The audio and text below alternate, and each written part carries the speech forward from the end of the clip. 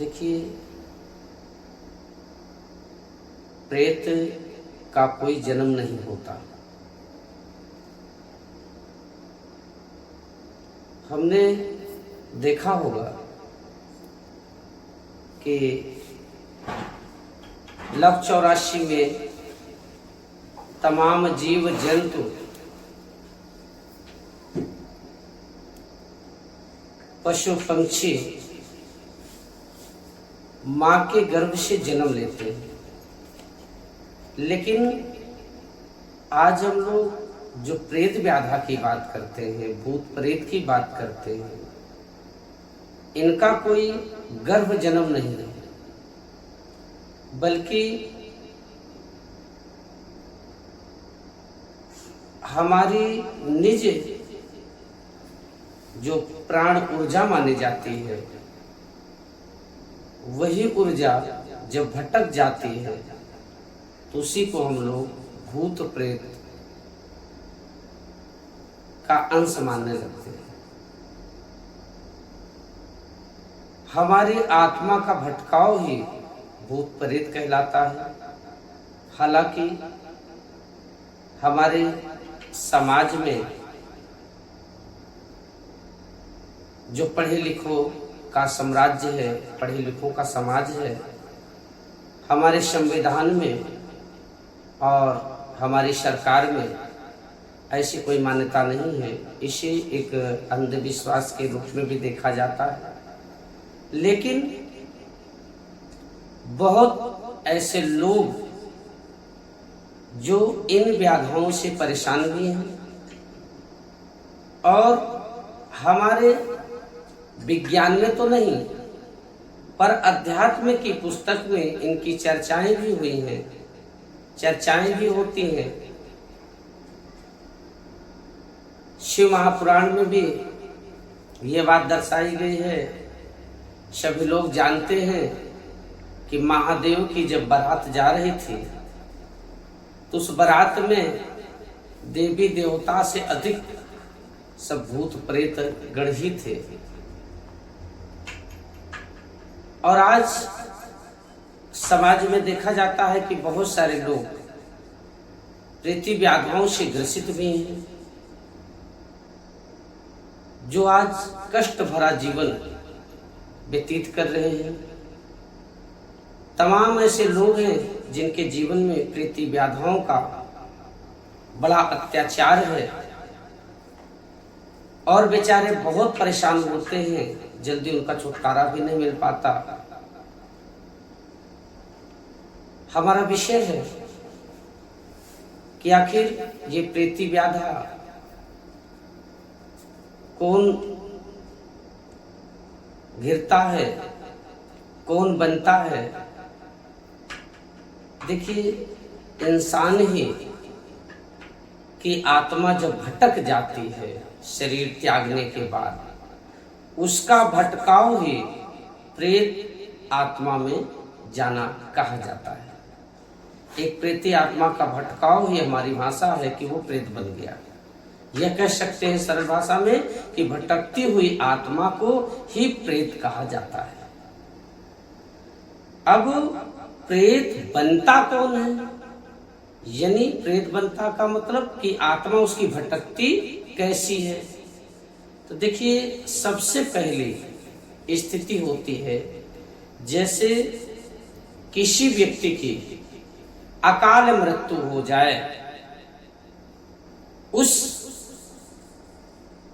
समय उस कंडीशन में उस व्यक्ति की आत्मा भटक जाती है। जैसे किसी का एक्सीडेंट हो गया, किसी को बिजली के द्वारा मृत्यु हो गई, यानी कि बिजली मार दिया, करंट लग गया। उस स्थिति में किसी व्यक्ति की मृत्यु होती है तो अकाल मृत्यु मानी जाती है, और ऐसी स्थिति में वो प्रेत की गति यानी कि उसकी आत्मा का भटकाव हो जाएगा, उसकी आत्मा भटक जाएगी। किसी ने जहर खा लिया, किसी ने फांसी लगा लिया, कोई व्यक्ति छत से गिर गया या फांसी लगा लिया, आग से जल गया, जल में डूब गया, ट्रेन के नीचे आके कट गया, या अस्पताल में इलाज के दौरान अचानक उसकी मृत्यु हो जाती है। विशेष स्थिति में इलाज ना होने के कारण या इलाज सक्सेस ना होने के कारण या दवा रिएक्शन कर जाने के कारण मृत्यु हो जाती है, तो ऐसी स्थिति में वो प्रेत की गति प्राप्त कर सकता है, यानी कि उसकी आत्मा का भटकाव हो सकता है। पहली स्थिति मैंने आपको बताया कि यदि किसी की अकाल मृत्यु हो जाती है तो वो संभव है कि प्रेत की ही गति वो प्राप्त करेगा, यानी कि उसकी आत्मा भटकेगी। दूसरी स्थिति बनती है, मैंने जो देखा है, मैंने जो महसूस किया है, यदि किसी के शरीर पर, किसी के कोई भी हो, किसी के शरीर से पर पहले से कोई आत्मा विराजमान है, दुष्ट आत्मा यानी कि प्रेती आत्मा पहले से कोई विराजमान है, पहले से उस शरीर पर कोई रह रहा है, उस स्थिति में उस व्यक्ति की आत्मा जब उस शरीर से अलग होगी, यानी कि उसकी जब मृत्यु होगी, तब वह प्रेत आत्मा में जाने की संभावना रखता है, यानी कि उसको भी प्रेत बनने की संभावना हो जाती है। तीसरी स्थिति पड़ती है कि वो जीते जी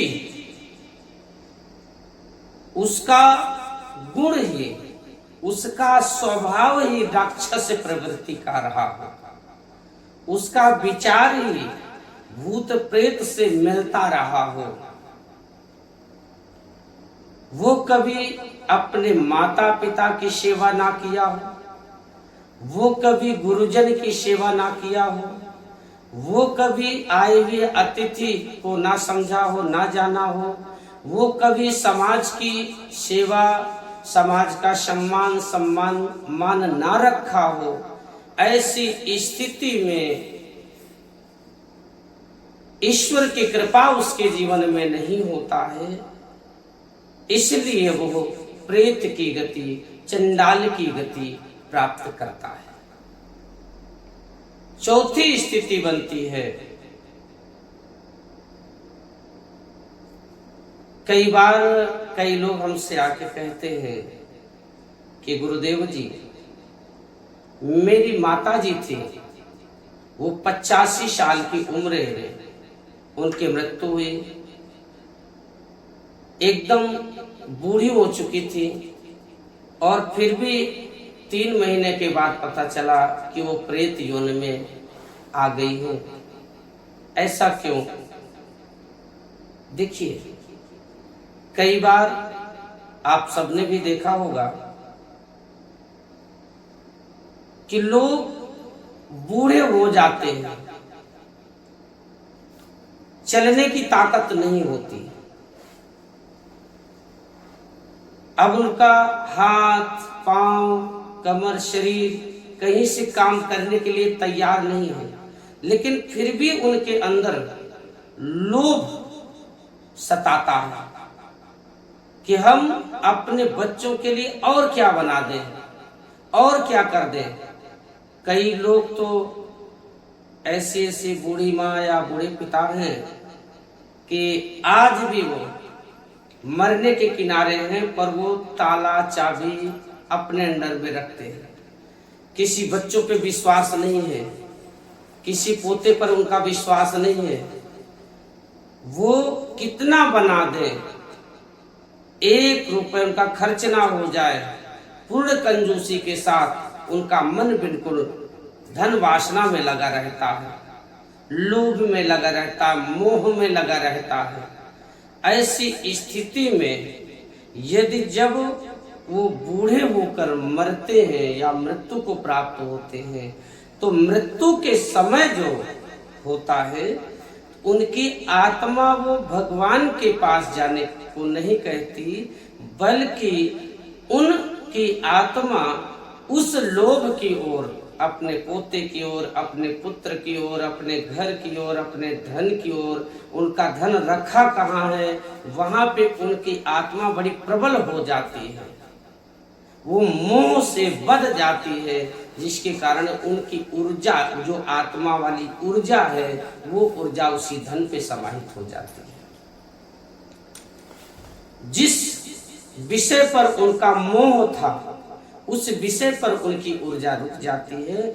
ऐसी स्थिति में उस समय भी वो प्रेत की गति प्राप्त कर सकता है, यानी कि उसकी आत्मा भटक सकती है।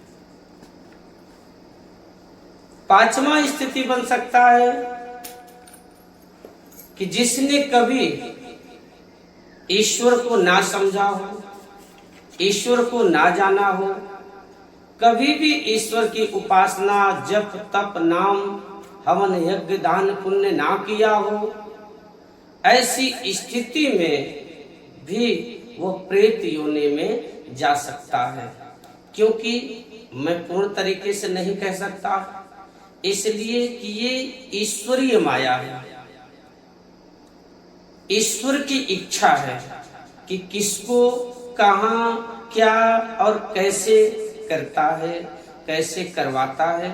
मैंने बताया कि इन विषय के कारण ज्यादा से ज्यादा संभव होता है कि वो प्रेत की गति प्राप्त करेगा। मैंने कहा अंतिम स्थिति बन सकती है कि वो प्रेत की गति प्राप्त कर सकता है, वो प्रभु इच्छा से। जैसे प्रभु ने ही मुझे जन्म दिया है, अब प्रभु ने मेरा जन्म दिया है तो उसके पीछे का कोई उद्देश्य होगा। मुझे भेजा है, मुझे जन्म दिया है, तो कुछ तो उद्देश्य होगा ना। आज 84 लाख योनियों में मुझे सर्वोपरि मानव का रूप दिया है, मेरे ये 2 हाथ दिए हैं, ऐसे हाथ जो इस 84 लाख योनि में किसी के पास नहीं है, तो उसके पीछे का कोई कारण होगा।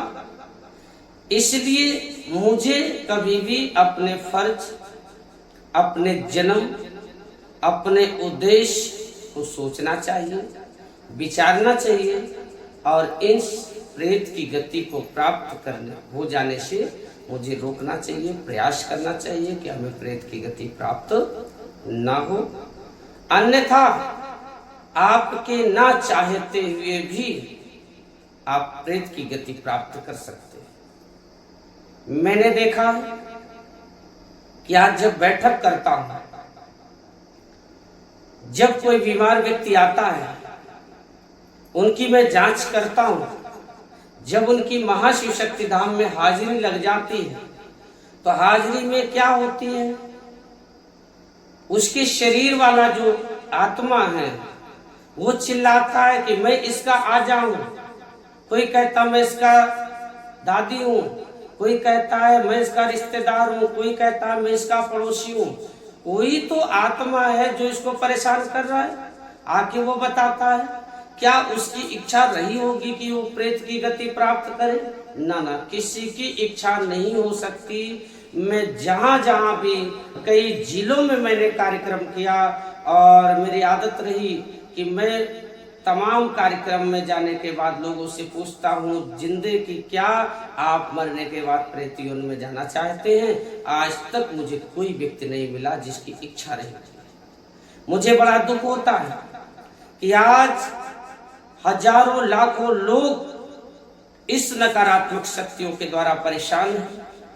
आज महाशिव शक्ति धाम में उनको रिजल्ट भी मिलता है, आज उन आत्माओं को मुक्ति का मार्ग भी मिलता है, लेकिन जब वो जिंदा थे तो उनकी भी इच्छाएं नहीं रही होंगी कि हम प्रेत की गति प्राप्त करें।